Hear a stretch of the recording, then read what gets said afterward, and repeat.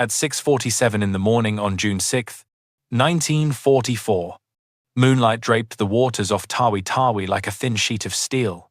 A single wake cut through it, narrow and bright, as sonar pings rolled across the surface like distant hammer blows. In the cramped conning tower of an American submarine, a commander watched 3 destroyers sweep the sea with the patience of hunters who believed the night belonged to them. His boat was slower. His hull was thinner. His margin for error was measured in heartbeats. Yet he turned toward them. Spray lifted off the bow as the submarine pressed ahead, closing the distance against vessels built to kill it. Old doctrine said, "Run deep and stay hidden." He knew the truth written in the pressure of those moments. When the hunters expect you to flee, stepping forward changes everything. What followed in those early days of June would ripple far beyond a single chase in the southern seas. 4 destroyers would fall. A major fleet would abandon its anchorage. A great battle would begin on uneven footing because of one patrol few people ever heard about. How does a single submarine bend the path of a fleet built for empire? And why did its crew believe an attack was safer than escape? We return now to the waters off Tawi Tawi. But before we continue, don't forget to subscribe to WW2 Secret Archives and leave a comment about which country you're watching the video from. The southern reaches of the Philippine archipelago carried a heavy stillness in the early summer of that year. Heat clung to the air like damp cloth, settling into every inlet and channel between the islands. At Tawi Tawi, the anchorage chosen by the Imperial Japanese Navy, that heat mixed with a haze of fuel smoke rising from dozens of warships preparing for a campaign that demanded precision they no longer possessed. The mobile fleet had gathered there because the waters were sheltered, the channels narrow, and the approach routes easy to defend. On paper, it was the safest place in the southern seas. That safety was more fragile than it looked. Japanese planners faced a problem they could not solve with charts or discipline. Their carriers could not operate without a ring of destroyers to shield them from submarines. Their pilots needed calm seas and clear skies. Their fuel reserves were thin, a consequence of long convoy lanes hammered by American submarines for nearly 3 years.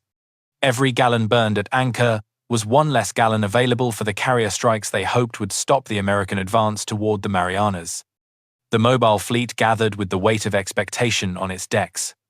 4 battleships, including a giant built for another era, sat in the anchorage. Carriers stretched across the horizon, their flight decks crowded with aircraft and crews still learning their craft.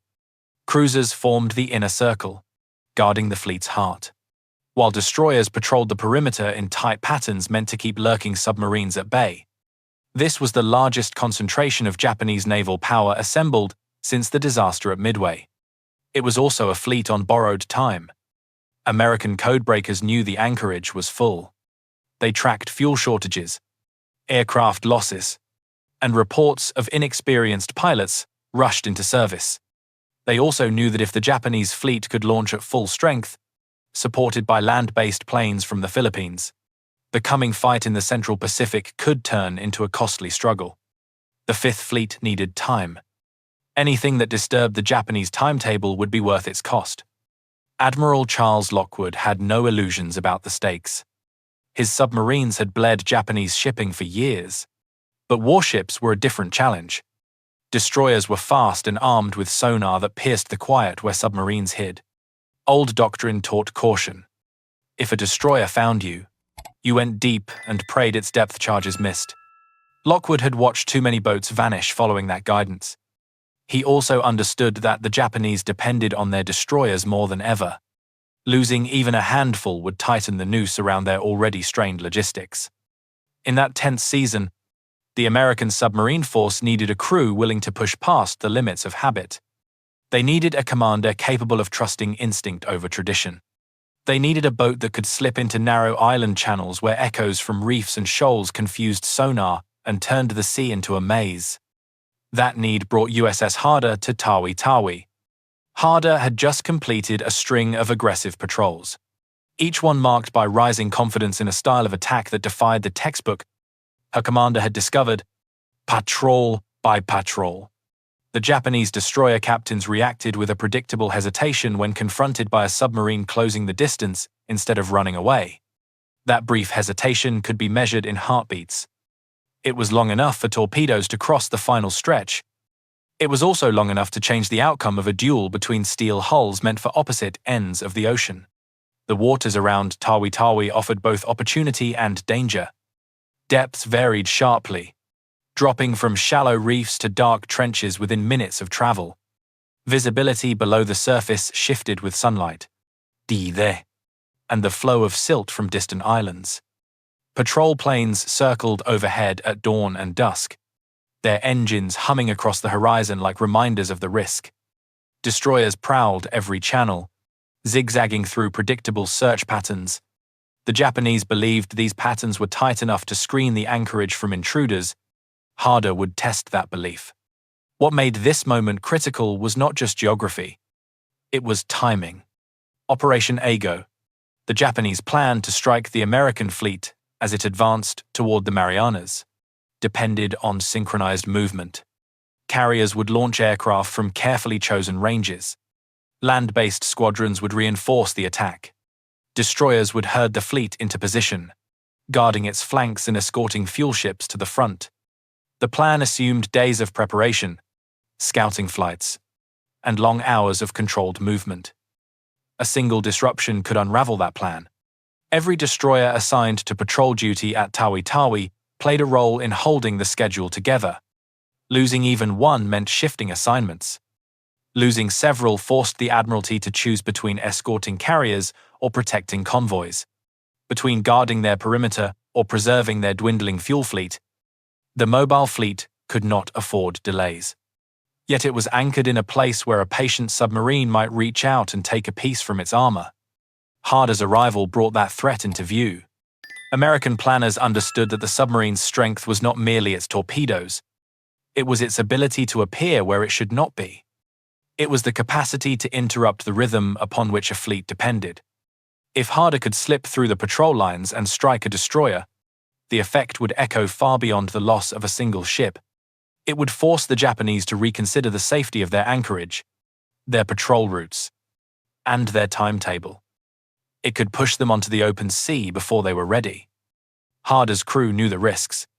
Tawi Tawi was ringed by patrol zones that grew tighter with every passing week. Pilots flew constant circuits overhead. Destroyers practiced coordinated attacks, working in pairs and trios. Sonar operators were alert, knowing that any contact could be the submarine they had been warned about. The anchorage was a fortress built on the assumption that submarines would avoid its narrow waters. Harder approached with the intent to break that assumption. In the days before the first encounter, the submarine moved carefully through currents that pushed against her hull and carried her wake into brighter patches of water.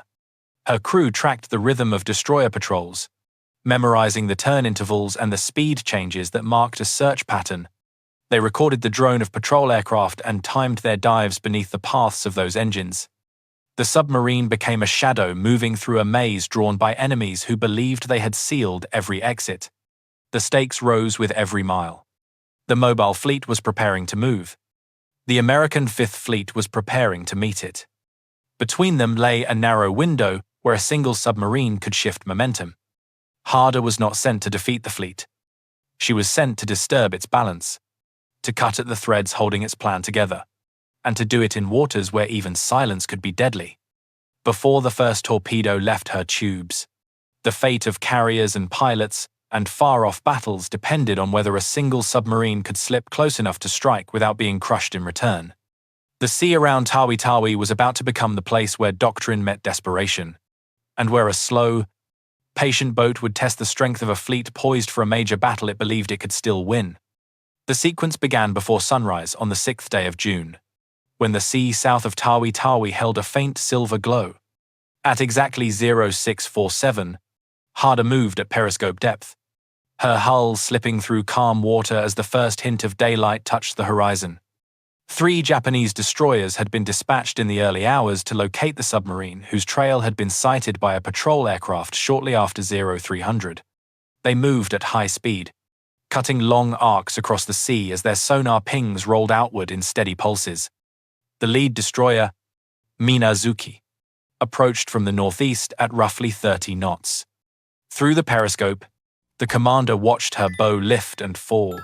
Steady in the thin morning light, Harder turned to meet her. The distance closed to just over 1,000 yards. The destroyer held her course in a classic down-the-throat angle, leaving a narrow window of approach. Harder fired 4 torpedoes.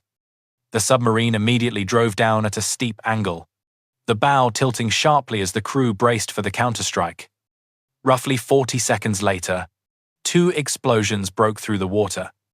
A third followed almost instantly, lifting Harder's stern before it crashed back down. Minazuki split amidships and went under within minutes. The sea calmed again, leaving only smoke drifting above scattered debris. Night fell on the 7th day of June with no moon and heavy cloud cover. Harder surfaced at roughly 0230 to ventilate and begin charging batteries. The air was warm and thick. The sea lay flat. At 0312, the radar operator called a contact bearing 095, range approximately 8,000 yards, closing fast. The target's speed, close to 28 knots, made its identity plain. A destroyer. It was Hayanami. She had been searching for American submarines since shortly after 0100 and had received orders to return to base around 0300. Her captain had begun the final transit home. Harder increased speed to reach the destroyer's radar blind arc before she could recognize the threat. The submarine pushed forward, climbing toward her maximum surface speed of just over 20 knots. At around 4,000 yards, Hayanami's radar detected Harder but misidentified her as another destroyer on a similar homeward course. That mistake lasted only moments. When the distance fell to roughly 3,000 yards, the Japanese captain realized the truth and ordered flank speed with a hard turn to ram. Harder held course. At slightly over 2,000 yards, she fired 4 torpedoes. 2 struck Hayanami's starboard side near the aft magazine. The explosion sheared the stern away. The destroyer rolled nearly 90 degrees, propellers still turning as she slipped underwater stern first.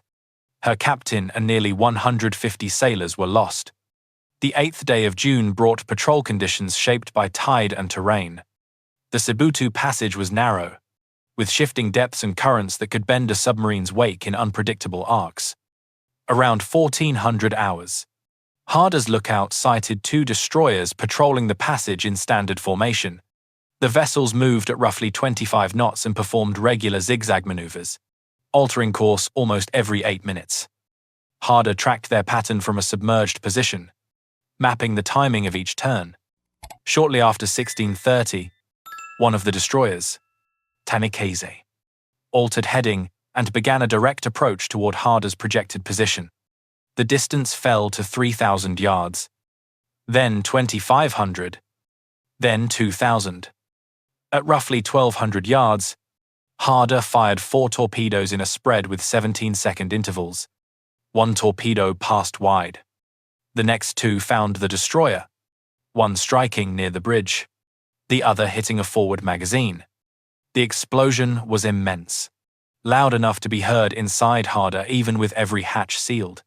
Tanikaze broke into 2 major sections that sank within moments. The surviving escort charged Harder's presumed firing position and released a series of depth charges. Harder dropped toward 400 feet, her crew enduring the violent pressure shifts as explosions erupted above. The submarine shook under the hammering concussions, but the hull remained intact. After roughly 40 minutes of searching, the escort withdrew. The 9th day of June began before dawn. At approximately 0500, Harder rose to periscope depth roughly 12 miles southwest of Tawi Tawi. In the dim light of early morning, 4 destroyers appeared in line abreast formation, moving steadily and sweeping the sea with active sonar. Their pings were loud enough to be heard by Harder's sound operator, even without headphones. Harder carried only 8 torpedoes. The commander studied each destroyer carefully. The lead vessel zigzagged sharply. The second maintained a consistent course. That steadiness made her the most reliable target. Harder maneuvered into firing position as the destroyers advanced. The sea held a grey stillness as the distance tightened. At 0612, with the range near 4,000 yards, Harder held fire. 3,000 yards, then 2,500. The destroyer turned toward Harder. The submarine waited through the final seconds as her bow aligned with the target. At roughly 1,800 yards, Harder fired 3 torpedoes. All 3 struck the destroyer's port side within a brief interval. The resulting explosion sent debris high into the air and broke the vessel's structure. She rolled and sank in well under 2 minutes. The remaining destroyers converged at once. Harder descended toward 500 feet. Depth charges detonated in rapid bursts. 23 charges fell in the first 10 minutes. The lights failed. Emergency circuits switched on. A pipe in the forward torpedo room ruptured, spraying seawater across the deck. For nearly 2 hours, the destroyers circled and attacked.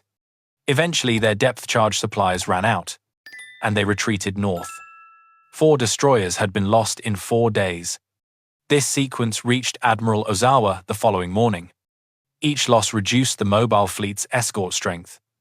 More important, the presence of an American submarine close to the anchorage signaled that the fleet's position was compromised. Operation Ago required precise timing.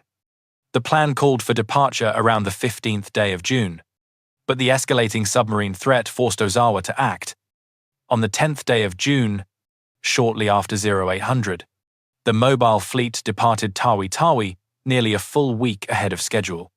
This early departure reshaped the coming battle in the Philippine Sea. Japanese reconnaissance flights burned precious fuel with limited results. Destroyer screens were scattered across multiple patrol zones, reorganizing as they moved. Supply ships lagged days behind. When American carriers located the fleet on the 19th day of June, Japanese aircraft were still launching and Japanese picket lines were still forming. Harder did not know any of this. Her final engagements of the patrol unfolded on the evening of the 10th day of June.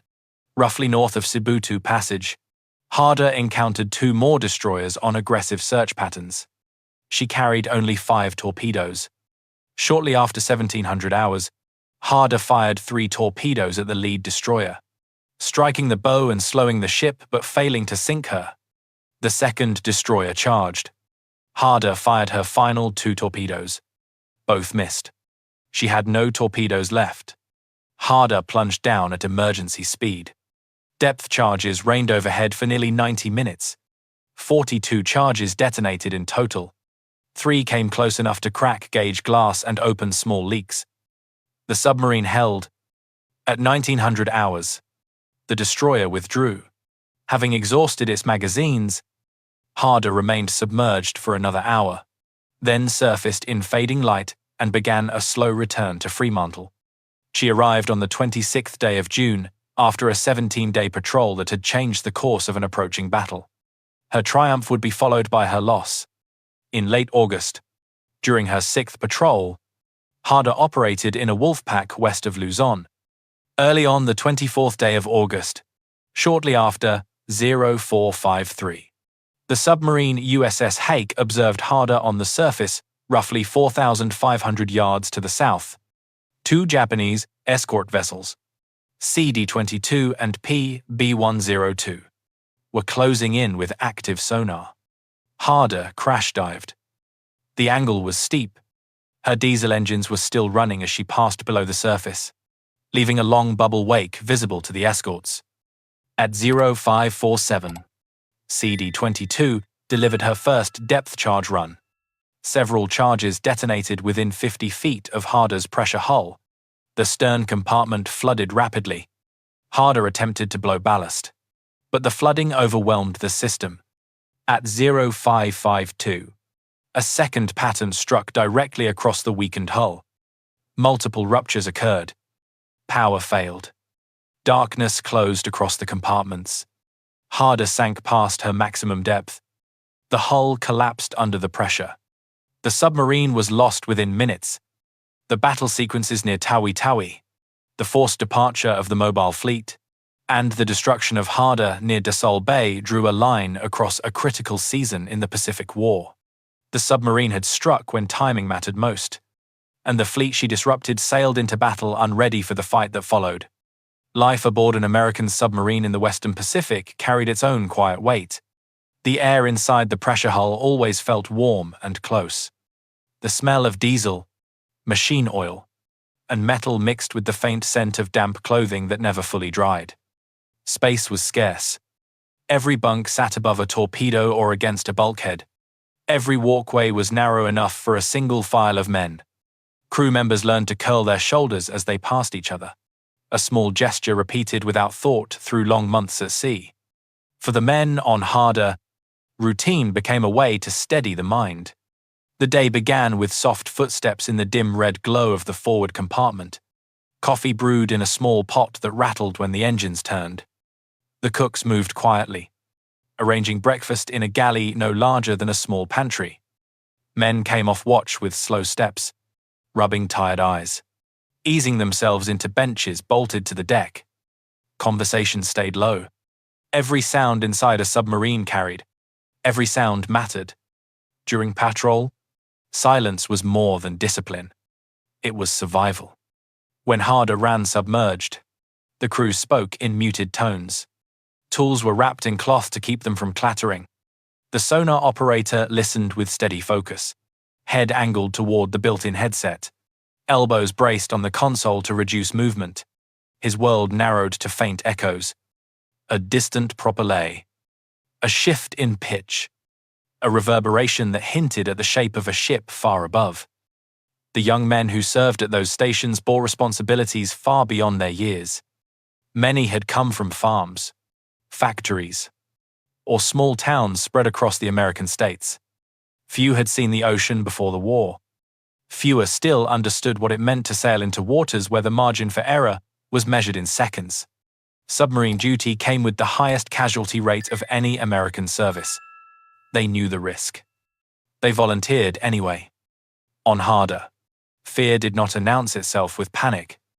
It came quietly, in the long moments between sonar pings or in the silence that followed a depth charge pattern. When the submarine prepared to engage a destroyer, every man understood what lay ahead. A down-the-throat attack meant closing distance against a fast warship built to kill them. It meant trusting the commander's judgment and their own muscle memory.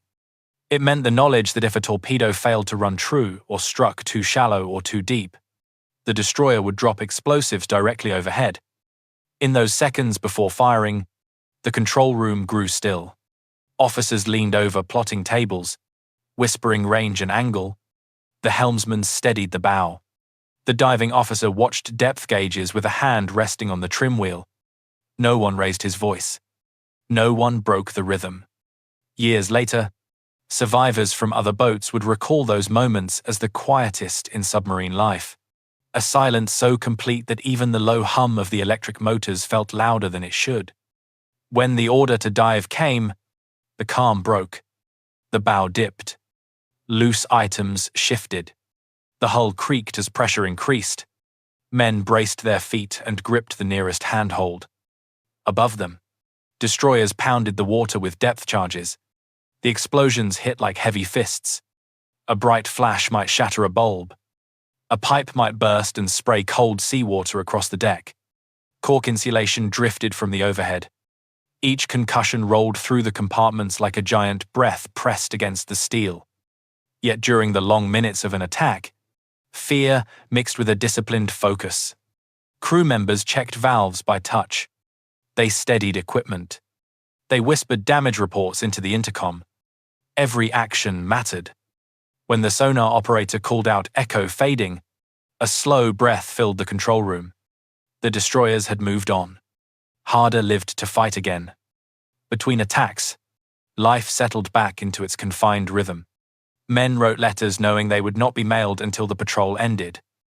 They swapped stories of home, sometimes in quiet tones, sometimes in short bursts of laughter that eased the tension of long days in the deep. A radio man might read a worn book between transmissions. A machinist might tune a pump that never quite behaved. A cook might prepare a meal meant to lift spirits on a day when the submarine had endured too much. They were young, yet the sea made them older than their years. During Harder's most dangerous patrol, the crew learned to read the commander's expression as much as his orders. When he stepped into the conning tower, they sensed the shift in air.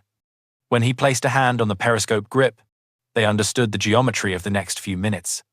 Trust ran through the submarine like a current. They trusted each other to load torpedoes in darkness. They trusted each other to hold the boat level during a crash dive. They trusted each other to stay calm when the hull groaned under the weight of deep water. The cost of that trust was never hidden from them. They knew the names of boats that had not returned. They remembered the stories told at Fremantle or Pearl Harbor when a submarine was declared overdue. A patrol might last weeks. A loss could last a lifetime. Harder's final moments in August carried that weight in full measure. When the submarine crash-dived south of Dasol Bay, the crew moved with the instinct of men who had drilled for every emergency. They heard the first depth charges explode above. They felt the stern shake under the force of the near hits. Compartment after compartment filled with the sounds of strain. Men braced against rails. They worked without panic, even as water surged into the after section. They fought to press the submarine upward. They fought to keep the boat alive. Darkness came quickly. The pressure outside grew relentless. The hull failed in the space of a breath. For the 79 men aboard, there was no time for final words. Only the knowledge that they had given everything the sea demanded of them. In the decades that followed, families kept their stories alive. Letters were saved. Photographs were placed in frames. Children and grandchildren visited memorials. The men of Harder were remembered not for the steel they served in, but for the courage they carried through narrow passages and deep waters. They were remembered for their steadiness, their labor, and the quiet bonds formed in a world most people would never see. Their legacy lived in more than patrol reports and citations. It lived in the understanding that heroism on a submarine was not loud. It moved in silence, in confined spaces, and in the hands of young men who held their fears in check while the ocean pressed against a thin hull of steel. They served knowing the risks. They served knowing the cost. They served together in the deep. The news of Harder's June patrol did not reach the American public in real time, but its effects moved swiftly through naval headquarters across the Pacific. At Pearl Harbor, analysts tracked each radio report with growing attention. The sinking of one destroyer was notable. The sinking of 2 in 2 days raised questions. The sinking of 4 in 4 days forced a strategic re-evaluation. The pattern revealed that a single submarine, used with precision and aggression, could alter the rhythm of an entire fleet. American commanders recognized what the Japanese understood only after the damage was done. Destroyers were the backbone of any carrier screen. They guarded flight decks from submarine attack. They escorted supply convoys. They conducted search patterns that allowed carriers to operate with freedom. Each destroyer removed from the order of battle left a hole no aircraft could fill. When Harder broke the defensive ring around Tawi Tawi, she did more than sink hulls. She forced a fleet to move. In Washington, intelligence officers studying the shifting Japanese deployments saw an unusual acceleration in fleet orders during early June. Reconnaissance flights from the Marianas confirmed the dispersal of Japanese vessels across a wider stretch of ocean than expected. The early departure from Tawi left supply ships trailing behind. Carrier formations stretched thin. The Japanese plan for coordinated operations weakened before the battle began. As Harder returned to Fremantle to rearm and repair, the consequences of her patrol played out across the Philippine Sea. American carriers maneuvered into position with better fuel reserves, better intelligence, and a more stable screen of escort vessels. Pilots flew with confidence born from preparation rather than haste. When the Japanese fleet was sighted on the 19th day of June, conditions favored the American side before the first aircraft had launched. The contrast between the two fleets reached beyond the water. Newspapers across the United States, unaware of Harder's role, focused on the dramatic scale of the unfolding carrier battle. Reports from war correspondents described American aviators meeting waves of Japanese aircraft with disciplined formations and superior training. Radio broadcasts carried early summaries of the fighting, noting the remarkable loss ratio of Japanese planes to American planes. Few civilians understood how much of that imbalance stemmed from the disarray caused by early fleet movement. Within naval circles, however, the connection was unmistakable. Dispatches sent to Admiral Lockwood emphasized the strategic value of Harder's actions. Her aggressive style reflected a broader shift in American submarine doctrine, a philosophy that embraced risk in pursuit of decisive results. Submarines were no longer limited to avoiding destroyers. They were learning to challenge them, using precision attacks that forced surface ships to react under pressure.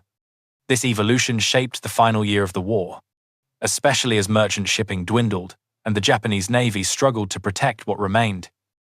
Around the world, Allied observers noted the rapid collapse of Japanese carrier strength following the Philippine Sea battle. British naval planners in London studied American carrier tactics and reported that Japanese air power had suffered losses from which recovery appears unlikely. Australian intelligence briefings noted the decline in Japanese convoy traffic and the increasing difficulty of supplying distant garrisons. The shifting balance of power across the Pacific was visible not only in headlines, but in the silence along sea lanes once busy with Japanese shipping. For American families, the war continued as a distant storm. They listened to radio broadcasts describing victories on islands with unfamiliar names. They read casualty lists and telegrams delivered to neighbors' homes. Few knew the names of individual submarines. Fewer still learned the details of patrols conducted in deep water far from shore. Yet submarines played a role that shaped the very rhythm of the conflict, striking supply lines and warships alike. Harder's impact was felt most strongly among the sailors who served aboard other submarines. Her patrol reports circulated through training rooms and wardrooms from Pearl Harbor to Brisbane. Commanders studied her firing solutions. Young officers analyzed the geometry of each attack. The lessons became part of a growing confidence that American submarines, when used with boldness and precision, could challenge surface fleets directly. This shift influenced patrol tactics across the Pacific during the months that followed.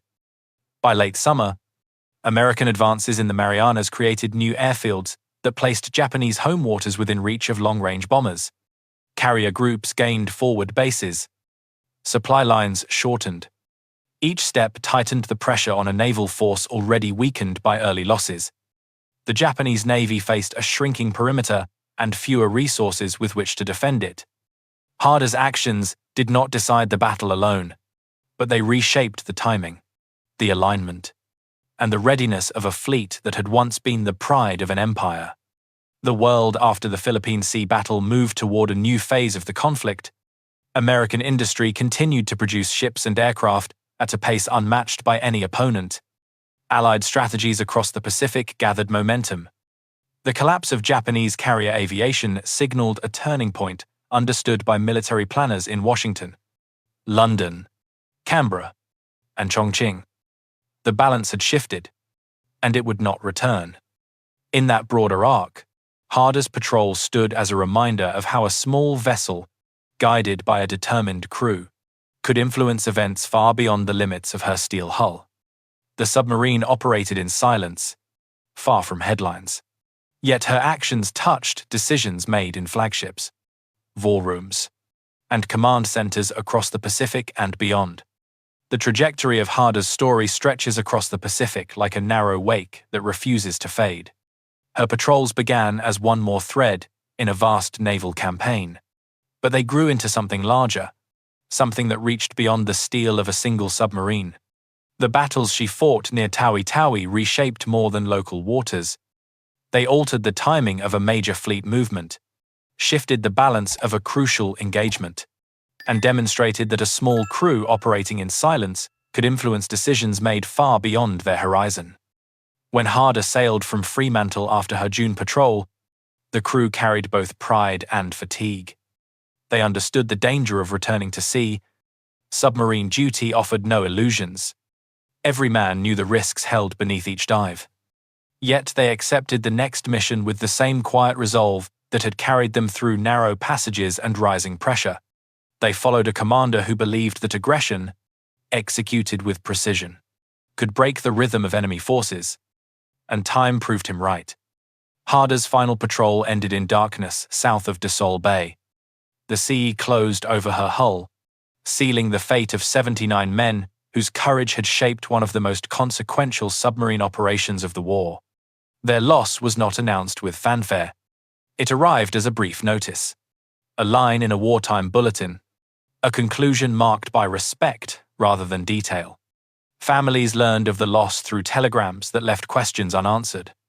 Only after the war did the full account find its way into official records. In the years that followed, naval historians traced the effects of Harder's contributions with clarity. They saw how 4 destroyers lost in 4 days forced the Japanese mobile fleet to depart Tawi Tawi early. They studied the consequences of that timing on reconnaissance, fuel, readiness, and fleet alignment. They connected these factors to the outcome of the Battle of the Philippine Sea. They noted how American submarines, encouraged by Harder's example, began adopting more assertive tactics against warships, leading to a shift in doctrine that influenced the final year of the conflict.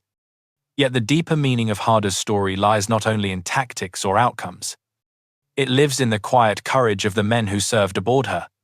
They were sons of farmers, mill workers, machinists, and teachers. They came from inland towns as well as coastal cities. They stepped into a world of red-lit compartments, steel bulkheads, and long patrols that blurred day and night into a single rhythm. They learned to trust each other with their lives, and they learned to face fear without letting it define them. Underwater warfare required a kind of endurance that did not appear in photographs or newsreels. It demanded patience as much as boldness, calmness as much as daring. Moments of violent action were followed by long stretches of silence, where every sound might signal danger. The men aboard Harder lived inside that tension. Their bravery was not loud. It was steady. It moved through routine tasks, watch rotations, torpedo checks, and quiet conversations shared in cramped spaces. It showed itself when the hull trembled under the force of a depth charge, or when the crew worked together in darkness after a pipe burst or a light failed.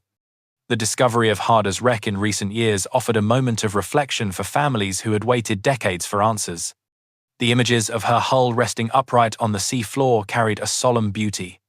Her conning tower still rose from the deck. The damage from depth charges remained visible. The sea had claimed her, but time had preserved her shape.